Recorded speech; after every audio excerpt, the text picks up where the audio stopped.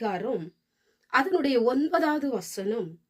அப்பொழுது நீ கூப்பிடுவாய், கர்த்தர் மறு உத்தரவு கொடுப்பார். இந்த வார்த்தையை கேட்டுக்கொண்டிருக்கிற எனக்கு அன்பான தேவ பிள்ளைகளே, என் ஜெபம் கேட்கப்படவில்லையே, ஆண்டவர் என்னுடைய காரியத்திலே ஏன் மௌனமா இருக்கிறார், என் கூப்பிடுதலுக்கு அவர் ஏன் செவி கொடுப்பதில்லை, எல்லாருக்கும் நடக்கிறது எனக்கு மட்டும் ஏன் நடக்கவில்லை என்று சொல்லி புலம்பிக் கொண்டிருக்கிற உங்களை பார்த்து கர்த்தருடைய வார்த்தை சொல்லப்பட்டிருக்கிறது. நீ கூப்பிடுவாய், கர்த்தர் மறு உத்தரவு கொடுப்பார். உங்களுடைய ஜெப சத்தத்தை கேட்கிற தேவன், உங்களுடைய விண்ணப்பத்தை தள்ளாத தேவன் உங்களுக்கு மறு உத்தரவு கொடுக்க போகிறார். சோர்ந்து போயிருக்கிறீங்களா? ரொம்ப கவலையோடு கூட இருக்கிறீங்களா?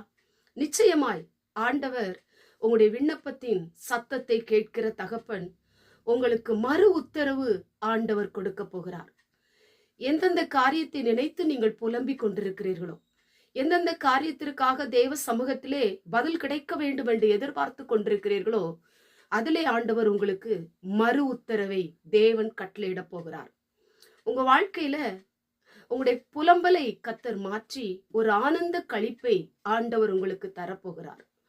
ஜெபம் கேட்கப்படவில்லையே, பதில் கிடைக்கவில்லையே என்றால் இருதயத்துல துக்கமும் மனவேதனையோடு கூட நீங்கள் இருக்கலாம். இன்றைக்கு ஆண்டவர் உங்களுடைய துக்கத்தையும் உங்களுடைய மனவேதனையும் அகற்றி ஒரு ஆனந்த களிப்பை உங்களுக்கு தரப்போகிறார்.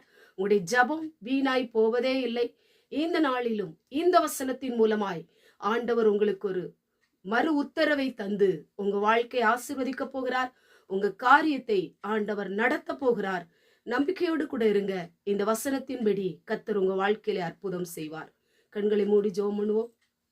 எங்கள் பரிசுத்தம் உள்ள நல்ல பிதாவே, கேட்டதான வசனத்தின் மூலமாய் நீ கூப்பிடுவாய், மறு உத்தரவு கொடுப்பார் என்று வேதம் சொல்லப்பட்டது போல உம்முடைய பிள்ளைகள் எந்தெந்த காரியத்திற்காக தேவனை நோக்கி கூப்பிட்டு கொண்டிருக்கிறார்களோ அதுல அவங்களுக்கு மறு உத்தரவு கொடுத்து அவருடைய வாழ்க்கையை ஆசீர்வதித்து நன்மையான காரியங்களை கர்த்தருக்கு வாய்க்க பண்ணும்.